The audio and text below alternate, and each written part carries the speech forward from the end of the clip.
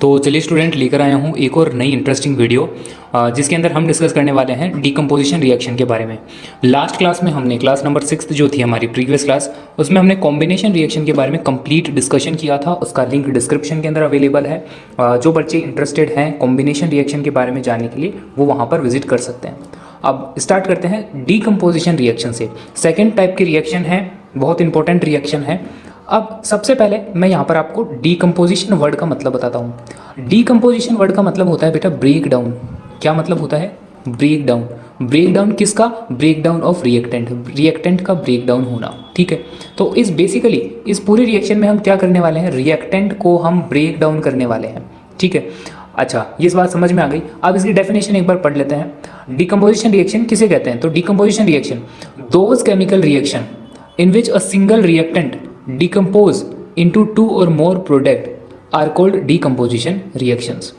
हिंदी में बताता हूँ कि ऐसे जितने भी केमिकल रिएक्शंस है जिसके अंदर एक सिंगल प्रोडक्ट, ये याद रखना कि एक सिंगल रिएक्टेंट को जिसके अंदर मल्टीपल प्रोडक्ट में तोड़ा जाता है, मल्टीपल प्रोडक्ट के अंदर ब्रेक डाउन किया जाता है, ऐसी सारी रिएक्शन को हम क्या कंसीडर करते हैं? Decomposition reaction. फिर से एक बार सुन लो कि those chemical reaction in which a single reactant breaks down और डिकम्पोज इनटू टू और more product are considered as decomposition reaction. ठीक है, तो डीकम्पोजिशन रिएक्शन का मतलब समझा। उसके बाद में यहाँ पर देखो क्या लिखा हुआ है? There are 3 types of decomposition reaction based on type of energy utilize to break down the reactant. ये बहुत इंपॉर्टेंट है कि किस बेसिस पर हमने डीकम्पोजिशन रिएक्शन को क्लासिफाई किया है। Based on the type of energy utilize to break down the reactant. तो ये आप सभी को पता है कि किसी भी चीज़ को हमें अगर ब्रेक डाउन करना है तो यहाँ पर हमें एनर्जी की रिक्वायरमेंट होगी। अब based on the type of energy we utilize to break down that reactant we classify the decomposition reaction into 3 types. सबसे पहले आप सभी ने जैसे पढ़ लिया होगा, ये 3 टाइप होती है हमारी: thermal decomposition, photo decomposition and electrolytic decomposition. अब इन तीनों को हम याद कैसे रखेंगे, इसके लिए एक फ्लो चार्ट मैं यहाँ पर बनाता हूँ। इस फ्लो चार्ट को जस्ट आप याद रखना, इससे आपको अच्छे से याद रह जाएगी। देखो, हमने क्लासिफिकेशन किया है बेस्ड ऑन एनर्जी, एनर्जी के बेसिस पर। तो एनर्जी को आप यहाँ पर 3 हिस्सों में बांट लो। ठीक है, हम यहाँ पर हीट एनर्जी की बात करेंगे, हीट एनर्जी। हम यहाँ पर थर्मल एनर्जी की बात करेंगे, सॉरी हम यहाँ पर इलेक्ट्रिकल एनर्जी की बात करेंगे, इलेक्ट्रिकल एनर्जी की बात करेंगे। और हम तीसरे नंबर पर हम बात करेंगे सोलर एनर्जी की। ठीक है, सोलर एनर्जी की। ये 3 आपको नाम याद रखने हैं।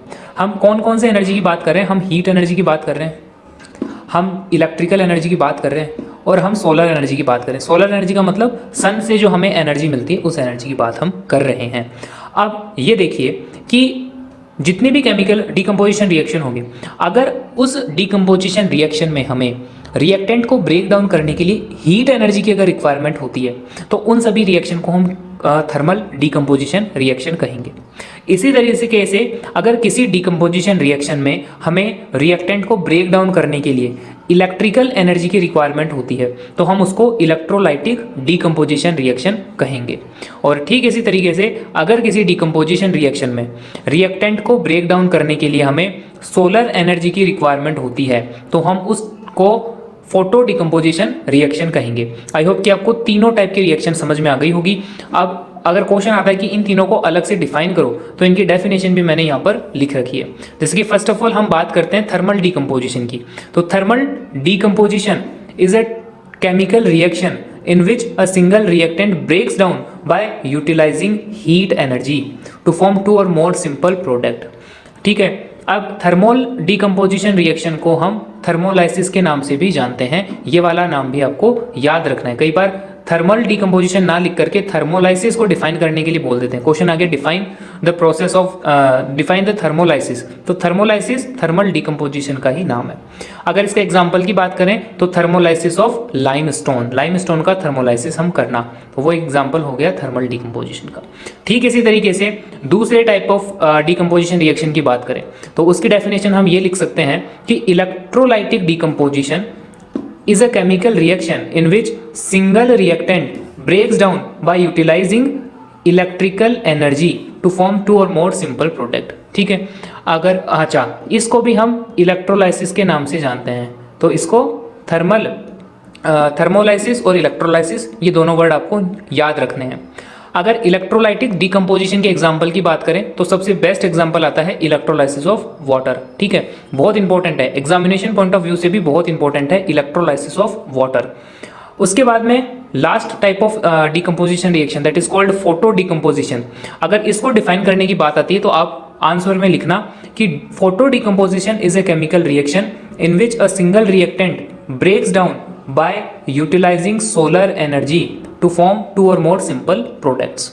अगर इसके एग्जाम्पल की बात करें तो photo decomposition of silver chloride and photo decomposition of hydrogen पर ऑक्साइड। ठीक है, तो बहुत इंपॉर्टेंट है बच्चों तीनों टाइप की डिकम्पोजिशन रिएक्शन। ठीक है, तो तीनों की यहाँ पर डेफिनेशन मैंने दे रखी है, वीडियो को पॉज करके आप अपनी नोटबुक के अंदर राइट डाउन कर सकते हैं। उसके बाद में यहाँ पर मैंने एक नोट लिख रखा है, नोट में मैंने लिख रखा है decomposition reaction is just opposite to the combination reaction. ठीक है, क्या बताया मैंने कि ये जो हमारी डिकम्पोजिशन रिएक्शन होती है ये कॉम्बिनेशन रिएक्शन का अपोजिट होती है। ठीक है, फॉर एग्जाम्पल जनरल इक्वेशन से मैं समझाऊंगा। लास्ट क्लास में हमने कॉम्बिनेशन रिएक्शन का जनरल इक्वेशन देखा था, उसमें हमने लिखा था A plus B plus C, ये तीनों रिएक्टेंट मिलकर के सिंगल प्रोडक्ट बनाते थे D। ठीक है, ABC यहाँ पर रिप्रेजेंट कर रहे हैं रिएक्टेंट को और D जो है ये रिप्रेजेंट कर रहा है प्रोडक्ट को। तो यहाँ पर आप देख रहे हो कि A B C multiple reactants जो हैं कंबाइन होकर के एक सिंगल प्रोडक्ट हमें निकाल करके दे रहे हैं। ये सारी बात थी कॉम्बिनेशन रिएक्शन की। वहीं अगर अब हम डिकम्पोजिशन रिएक्शन की जनरल इक्वेशन को देखें तो इसके अंदर हम लिखेंगे कि A एक सिंगल रिएक्टेंट है जो कि ब्रेक डाउन होगा B plus C plus D के अंदर, और यहाँ पर एरो के ऊपर हम लिखेंगे एनर्जी, क्योंकि इस रिएक्शन में हम एनर्जी का यूज में लेंगे इसको रिएक्टेंट को ब्रेक डाउन करने के लिए। तो यहाँ पर आप देख रहे हो कि एक सिंगल रिएक्टेंट मल्टीपल प्रोडक्ट्स के अंदर ब्रेक डाउन हो रहा है, इसलिए इस टाइप की रिएक्शन को हम एक दूसरे के अपोजिट जो है वो कंसीडर करते हैं। अब इसी नोट को अगर हम क्वेश्चन की फॉर्म में देखें तो क्वेश्चन की फॉर्म में ये आपके सामने क्वेश्चन है। ये क्वेश्चन मैंने लिया है NCERT exercise question number 11 NCERT की बुक में पेज नंबर 15 के ऊपर सबसे लास्ट के अंदर ये क्वेश्चन गिवन है, एनसीईआरटी की बुक से ही लिया हुआ है। क्वेश्चन क्या है, क्वेश्चन में आपसे पूछता है कि why are decomposition reactions called the opposite of combination reaction, write equations for these reactions. तो सेम जो मैंने पीछे नोट लिखा था उसी के ऊपर क्वेश्चन बनाया हुआ है ये। तो इसका आंसर हम किस तरीके से लिख सकते हैं, आंसर में हम लिखेंगे कि in a combination reaction multiple reactants, यहाँ पर बेटा रिएक्शन नहीं है, यहाँ पर रिएक्टेंट्स है, sorry for the miss spelled word हो गया यहाँ पर होगा रिएक्टेंट्स। ठीक है, अब देखो हमारा आंसर क्या होगा कि in a combination reaction multiple reactants are combined together to form a single product, while in a decomposition reaction a single substance is breaks down to form multiple product। ठीक है, ये बात, इसलिए हम इसको एक दूसरे के अपोजिट कह सकते हैं। एग्जाम्पल की अगर हम बात करें तो यहाँ पर देखो आप, यहाँ पर मैंने लिखा है 2H2 plus O2 is equal to H2O उधर की वाटर। तो दो हाइड्रोजन गैस और ऑक्सीजन गैस जब फिक्स्ड प्रोपोर्शन के अंदर मिलती है, केमिकली कंबाइन होती है, तो वो वाटर बनाती है। अगर हम इसी का उल्टा करेंगे तो हम देखेंगे कि वाटर जो है, जब वाटर के अंदर से इलेक्ट्रिसिटी पास कराई जाती है, इलेक्ट्रिकल एनर्जी जब वाटर के अंदर से पास कराई जाती है, तो वाटर का जो मॉलिक्यूल है वो ब्रेक डाउन होता है हाइड्रोजन गैस में और ऑक्सीजन गैस में। तो इस तरीके से आप ये दिखा सकते हो कि डिकम्पोजिशन और कॉम्बिनेशन एक दूसरे के अपोजिट रिएक्शंस है। ऊपर वाली इक्वेशन आपको दिखाती है कॉम्बिनेशन की, ठीक है, ऊपर वाली मैंने लिख रखी है कॉम्बिनेशन के लिए और नीचे वाली मैंने लिख रखी है डिकम्पोजिशन के लिए, एंड आई होप स्टूडेंट कि आप लोग जो है अब इक्वेशन को देख करके आइडेंटिफाई कर पाओगे कि कौन सी रिएक्शन कॉम्बिनेशन है और कौन सी डिकम्पोजिशन है। सिंपली आपको जनरल इक्वेशन से उसको कंपेयर कर लेना है। जनरल इक्वेशन मैंने आपको भी बताई थी, ये जो रिएक्शन मैंने लिखी है, सॉरी ये जो जनरल इक्वेशन मैंने लिखी है ये है आपकी कॉम्बिनेशन रिएक्शन के लिए, और ये वाली जो जनरल इक्वेशन मैंने लिखी है ये है आपकी डिकम्पोजिशन रिएक्शन के लिए। अच्छा, अब थोड़ा और बात करें तो यहाँ पर एक चीज़ का बेटा आपको ध्यान रखना है, ध्यान ये रखना है कि all reactions are not reversible, सारी की सारी रिएक्शन रिवर्सिबल नेचर की नहीं होती है। तो बच्चों जैसे कि अपन ने ये रिएक्शन लिखी, मान लो यहाँ पर है कैल्शियम कार्बोनेट का हम डिकम्पोजिशन कर रहे हैं। डिकम्पोजिशन इसका होता है जब हम इसको हीट अप करेंगे, हीट एनर्जी देंगे इसमें। तो कैल्शियम कार्बोनेट को जब हम हीट करेंगे तो ये डिकम्पोज हो जाएगा कैल्शियम ऑक्साइड के अंदर और कार्बन डाइऑक्साइड के अंदर। अब कुछ होशियार बच्चे जो होते हैं वो ये मत लिख देना कि सर जब हम कैल्शियम ऑक्साइड को CO2 के अंदर कंबाइन करेंगे तो वापस से हमें CaCO3 मिल जाएगा। ये रिएक्शन बेटा पॉसिबल नहीं है, ये रिएक्शन पॉसिबल नहीं है। क्यों पॉसिबल नहीं है? क्योंकि हर एक रिएक्शन जो है वो रिवर्सिबल नहीं होती है। तो आप जब लर्न करो एग्जांपल्स, ठीक है, केमिकल इक्वेशन के एग्जांपल्स जब लर्न करो इस क्वेश्चन के आंसर के लिए, तो आपको यही वाली इक्वेशन लिखनी है, ठीक है। कुछ भी दूसरी कोई भी इक्वेशन लिख करके उसका रिवर्स मत कर देना, वरना आपका आंसर गलत हो जाएगा। ये मैं यहाँ पर पहले ही डिस्क्लेमर डाल रहा हूँ, ठीक है, इसीलिए मैंने नोट के लिए इस पॉइंट को डाल रखा है यहाँ पर। तो ये वाली जो रिएक्शन है ये पॉसिबल नहीं है, तो हर किसी रिएक्शन को आप उल्टी करके मत लिख देना, ठीक है। अच्छा, फिर उसके बाद में एक और नोट मैंने लिखा है, नोट के अंदर लिखा है कि generally decomposition reactions are endothermic in nature. जो अपनी डिकम्पोजिशन रिएक्शन होती है वो generally most of the decomposition reaction are endothermic. अब एंडोथर्मिक का क्या मतलब होता है, थोड़ा सा हिंट मैं यहाँ पर आपको बता देता हूँ, और नहीं आगे फ्यूचर के अंदर एंडोथर्मिक का पूरा जब अपन टॉपिक पढ़ेंगे उसके अंदर डिटेल में पढ़ेंगे। देखो एंडोथर्मिक और एक्सोथर्मिक दो रिएक्शन होती है, एक्सोथर्मिक एंड एंडोथर्मिक, ये दोनों रिएक्शन है।